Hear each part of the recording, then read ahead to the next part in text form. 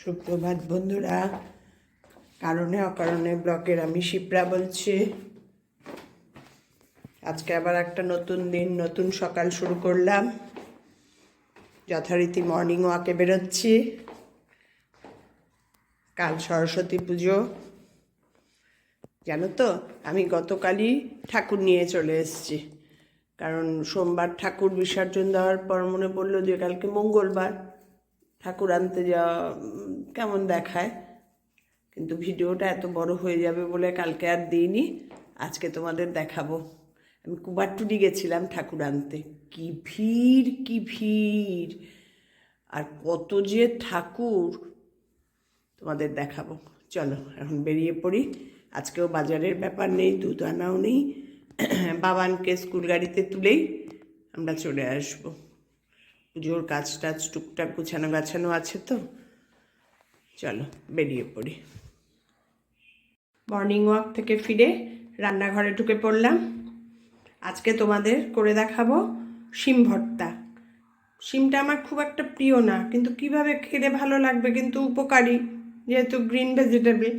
তাই জন্য ভাবলাম যে ভাইয়ের বাড়ি গেছিলাম, ভাইয়ের বউ বললো দিদিভাই তুমি শিম ভর্তাটা করো, দেখবে দারুণ লাগবে খেতে। ঠিক আছে, তা আজকে করছি শিম ভর্তা তোমাদের সঙ্গে, তাই শেয়ার করছি। শিমটা একটু ভাপিয়ে নিয়েছি, খুব সিদ্ধ না, খুব সিদ্ধ করলে তো গলে যাবে। জাস্ট একটু একটা দুটো উতলান উঠেছে, অফ করে দিয়েছি। এবার জল ঝাড়তে দিয়েছি। এবার মিক্সিতে এটা বেটে নেব। তার সঙ্গে দেবো হচ্ছে এই কয়েক কোয়া রসুন, 8-9 কোয়া রসুন আর 2 কাঁচা লঙ্কা দিয়ে বেটে তারপরে কড়াইয়ে ভাজবো। করছি, তুমি দেখো। হ্যাঁ, এবার এটা একটু মিক্সিতে বেটে নেব।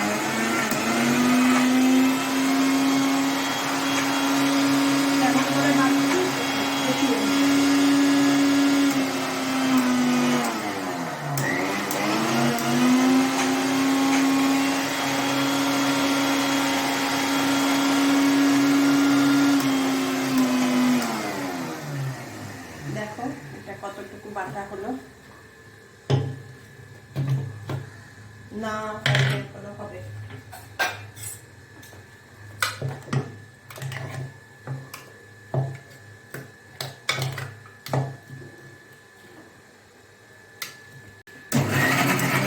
জল ছাড়া বাড়ছি তো, একদম জল ছাড়া বাড়ছি।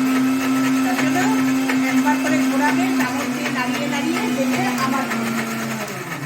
এবার দেখি আমারটা কেমন বাটা হলো। একদম পেস্ট হয়ে যাবে, করতে হবে। এবার 2-3বারে বাটতে হবে। বাহ, দেখো আমার বাটাটা দেখো, একদম এরম পেস্ট। আর ঝাঁঝ বেরোচ্ছে একদম কাঁচা লঙ্কা আর রসুনে। এবার এটাকে গিয়ে কড়াইয়ে ভাজবো। চলো দেখতে থাকো। এবার কড়াইয়ে ভাজবো। কড়াইটা ধরিয়ে এবার একটু সর্ষের তেল দেবো। মোটামুটি একটু সর্ষের তেল দিতে হবে, কারণ ভাজবো তো জিনিসটা। সর্ষের তেল দিলাম।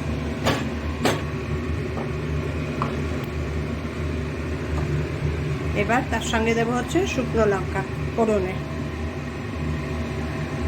শুকনো লঙ্কা ফোড়নে দিয়ে দিলাম। এবার দেবো ফোড়নে কালো জিরে।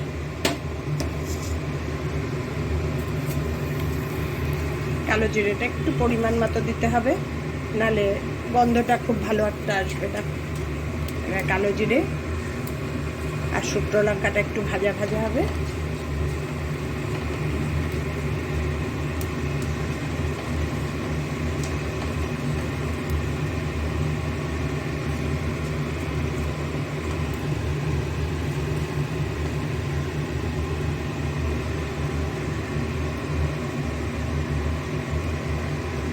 এক এক করে বাটাটা দিয়ে দেব ওই তেল গরমের মধ্যে, ভাজা মশলার মধ্যে। শুকনো লঙ্কা আর কালো জিরা ফোড়ন দিয়েছি যে তার মধ্যে।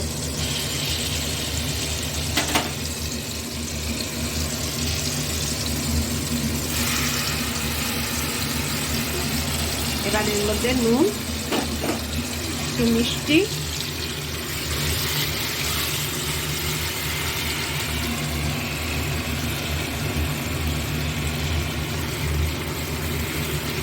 মিষ্টি তো আর আমি দেবো না, একটু একটু নুন দেব, একটু হলুদ দেব, দিয়ে ভাজা ভাজা করবো, একদম একদম ভাজা ভাজা হবে। আর মিষ্টি দিলে তো দারুণ টেস্ট হবে। আমি আর মিষ্টি দেবো না, শুধু নুন আর হলুদ দিয়ে ভাজা ভাজা করে নেব। দেখি খেয়ে কেমন লাগে। দেখো, এরপর দেখাচ্ছি তোমাদের ফাইনাল লুকটা। নুন আর হলুদ দিয়ে দিয়েছি, এবার সব একসঙ্গে মাখো মাখো ভাজা ভাজা হবে।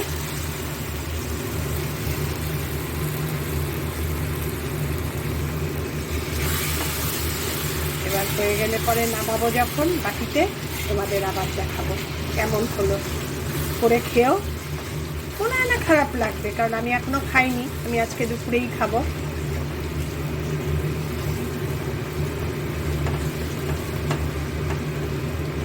রান্না করাও কোনো ঝামেলা নেই, তবে এটা বাটার সময় একটু ধৈর্য নিয়ে বাটতে হবে, কারণ জল একদম দেওয়া যাবে না।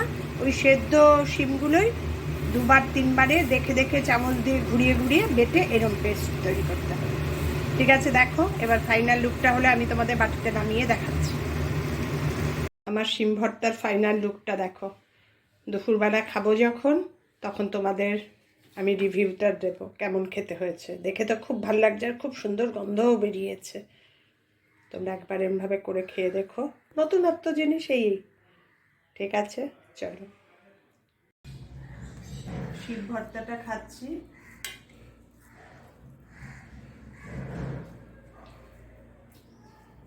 বেশ ভালো হয়েছে গো খেতে।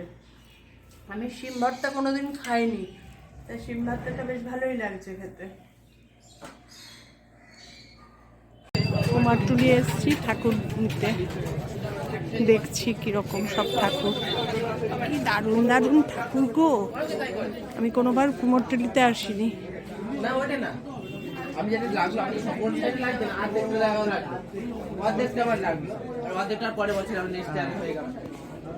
এখানে সব বড় বড় ঠাকুর, এখানে প্রচুর ঠাকুর ছোট ছোট। এমনি 5 কলকা তুমি দিতে পারো, 8 বাংলা হলেও হবে তো, 5 কলকা দরকার কি আছে? 8 বাংলা দেখ না, দেখো তোর ঠাকুরের রং দিও না গো, এই যে এরকম সব ঠাকুর মনের মতন হচ্ছে। কি বলতো, সবগুলোতে চুল চুল দেওয়া, আমি আবার চুল দেওয়া ঠাকুর ঠিক নেওয়া পছন্দ করি।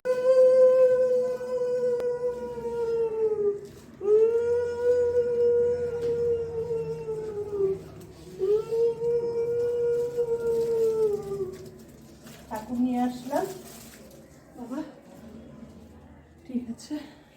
ঠাকুর পুজোর প্রস্তুতি নিয়ে ব্যস্ত। আজকে ভিডিওটা এই পর্যন্তই। কালকে আবার নতুন সকাল, সরস্বতী পুজো দিয়ে শুরু। তোমরা সবাই ভালো থেকো, সুস্থ থেকো। আমার ভিডিও যদি ভালো লেগে থাকে তাহলে লাইক করে দিও, আর আমার চ্যানেলটা সাবস্ক্রাইব করে নিও। টাটা।